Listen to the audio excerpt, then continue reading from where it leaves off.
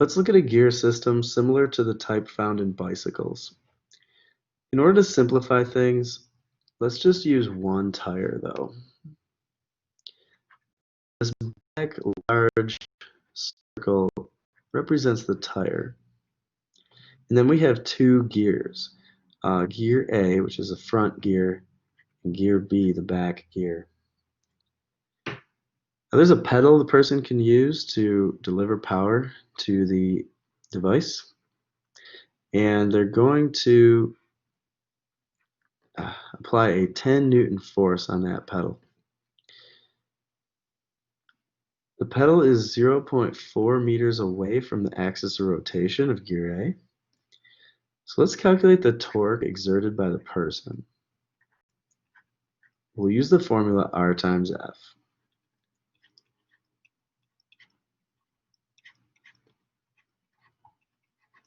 It looks like the person is delivering 4 Newton meters of torque.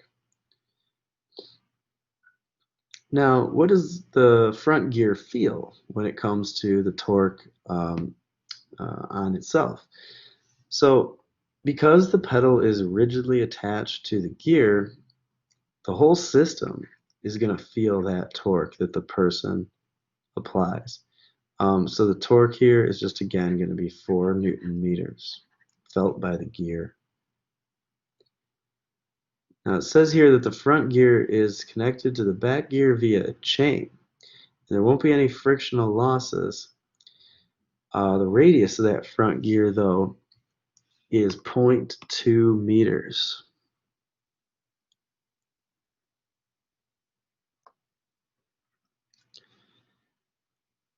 Alright, so what force is felt at the front gear's teeth when the person pushes on the pedal like that? So you got to figure that the chain that's attached here is going to pull on the gear. Which direction will it pull though? Well, it's going to pull backward this way. And we want to figure out how much pull is there. Okay, so in order to find that,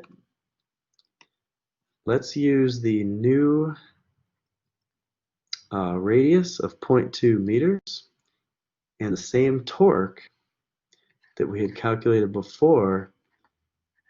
We'll use the formula again, but this time we'll solve for the force.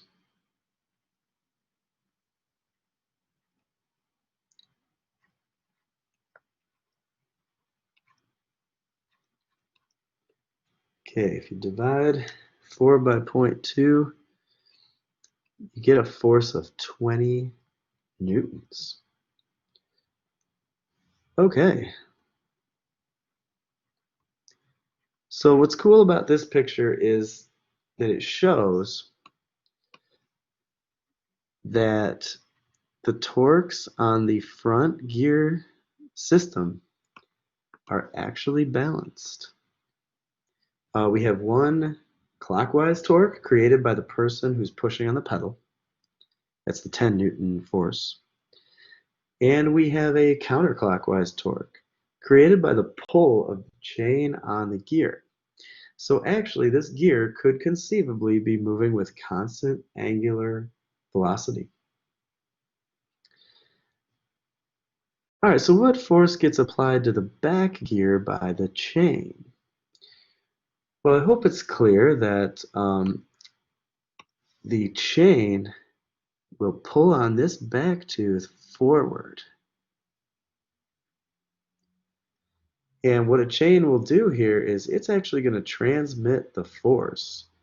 And it's going to be approximately the same magnitude,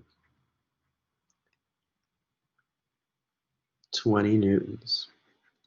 Similar to the way a cable would transmit a force. All right, so let's calculate now. Since we know that the force applied here is 20 newtons on the back gear, Can we figure out what torque that creates on the rear bicycle setup? So we've got a gear attached to a wheel, so they can act together as part of one system. Let's find the torque created on that system by the chain. So this will be the torque of the chain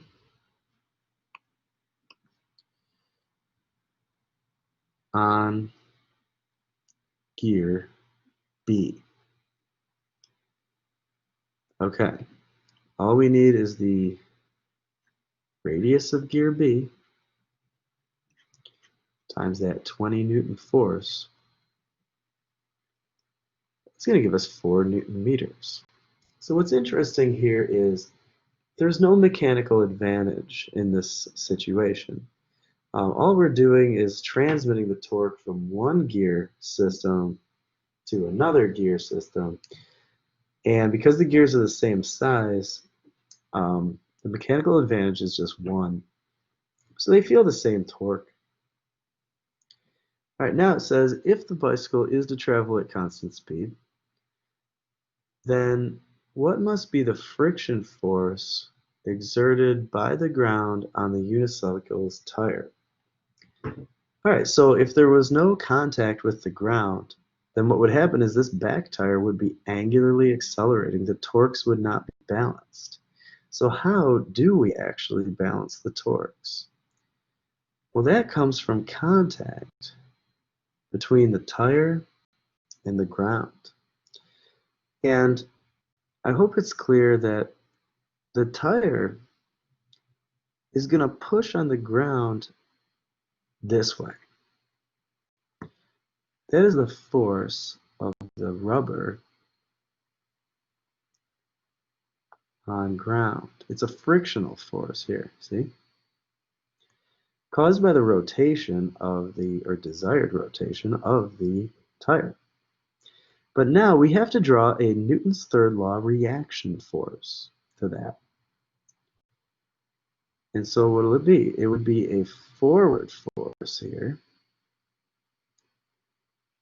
That will be the force of the ground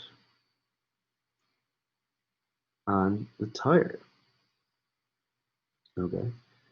But that force creates a torque. And it would create a torque that would cancel the torque of the pull of the chain. That could keep our wheel, our back wheel, rotating with a constant angular velocity. So let's go ahead and do the calculation. The tire has a radius of 0.4 meters. Okay.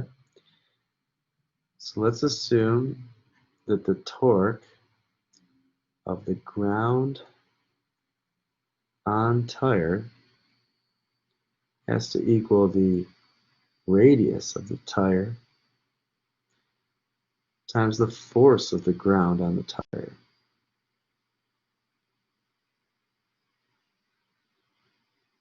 We know the necessary torque.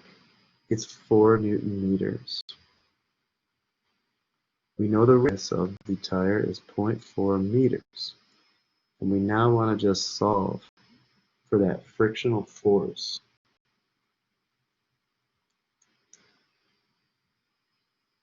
It's 10 newtons.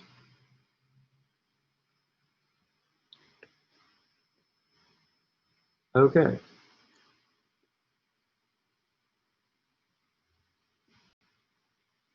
Last question. If the angular speed of the wheel were 100 revolutions per minute, what would be the angular speed of the pedal itself? Okay. So omega is 100 rev per minute. That is for the tire. Okay. And notice that the pedal has that same um, radius.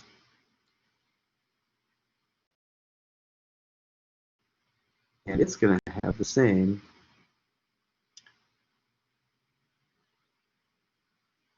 angular speed.